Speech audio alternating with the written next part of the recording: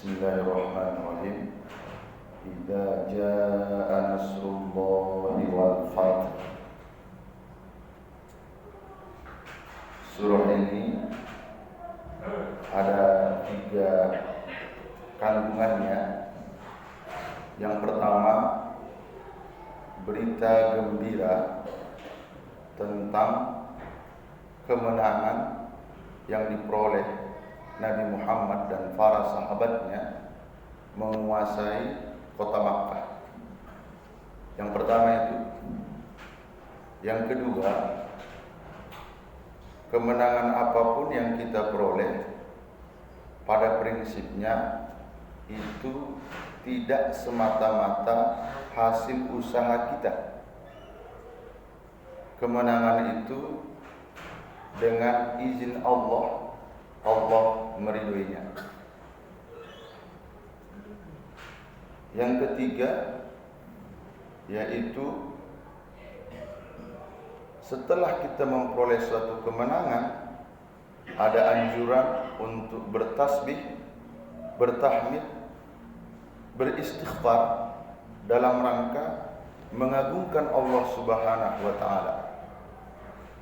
Nah, untuk surah An-Nasr ini tadi kami sampaikan, pertama berita kegembiraan, yang kedua berita sedih.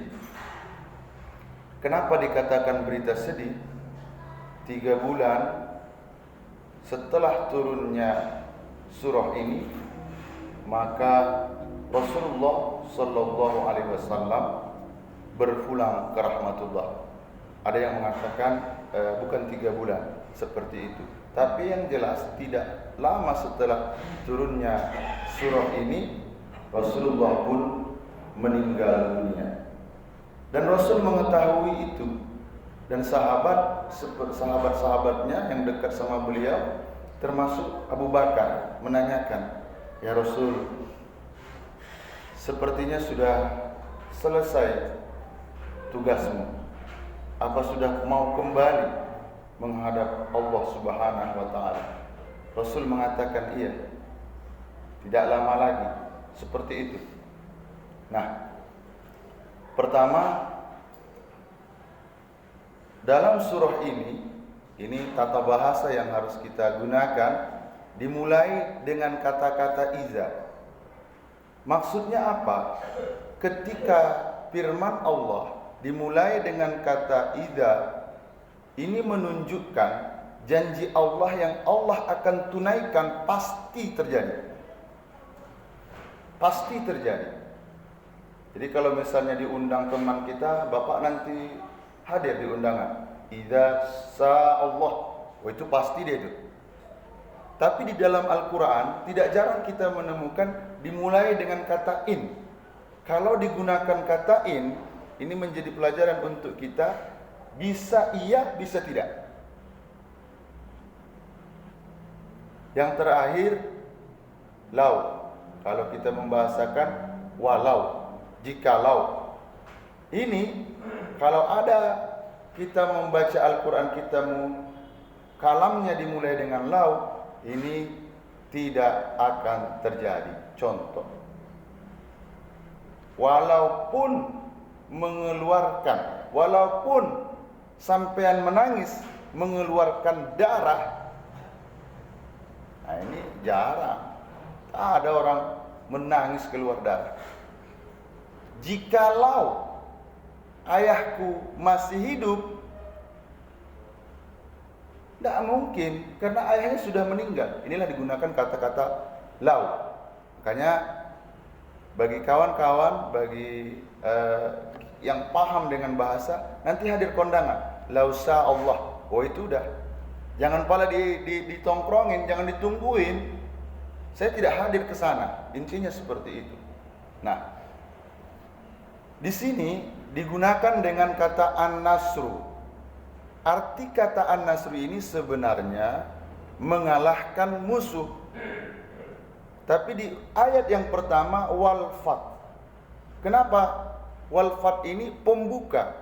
Maksudnya terkadang seseorang itu mampu menguasai, mengalahkan musuh, tapi untuk wilayahnya belum tentu. Tapi dalam surah ini selain mengalahkan musuh-musuh, yang kedua dikuasai juga kota Makkah. Ini terjadi pada bulan Ramadan. Bapak Ibu jamaah salat fardu zuhur yang dimuliakan oleh Allah Subhanahu wa taala. Afwaja wa ra'aitan nasa, manusia itu masuk memeluk agama Islam ini berbondong-bondong.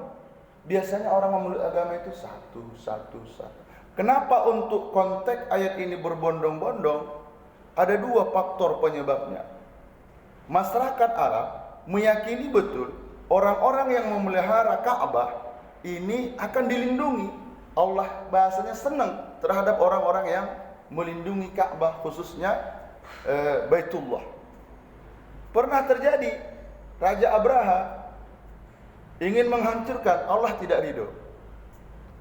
Satu alasan. Alasan yang kedua, kenapa berbondong-bondong? Karena akhlak baginda Rasulullah sallallahu alaihi wasallam. Luar biasa. Musuh-musuh yang datang, ia maafkan. Musuh-musuh yang pernah meludahinya, ia maafkan. Semua ia maafkan. Bahkan ketika penaklukan itu, silakan udkhulu bisalamkan.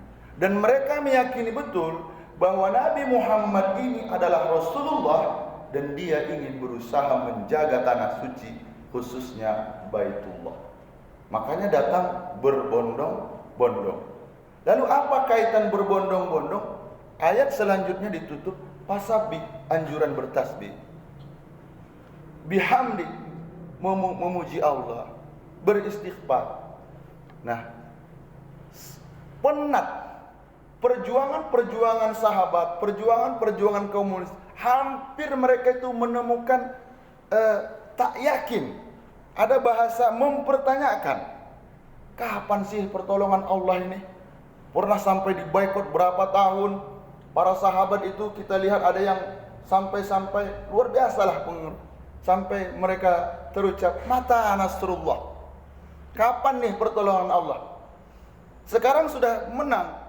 Untuk menghilangkan keraguan di dalam hati tentang pernyataan tentang Allah, nah, dianjurkanlah kita untuk menyucikan kembali.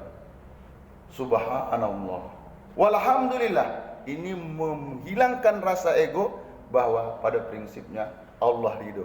Terakhir, dianjurkan beristighfar setelah memperoleh kemenangan, agar perasaan ujub, agar perasaan takabur hilang dalam diri seseorang yang memperoleh kemenangan. Ini saja yang ingin kita pelajari pada kesempatan kali ini. Mudah-mudahan ketika kita mampu mentadabburi ayat-ayat yang seperti ini menambah keimanan kita kepada Allah Subhanahu wa taala. Kita tutup majlis yang mulia ini dengan ucapan alhamdulillah.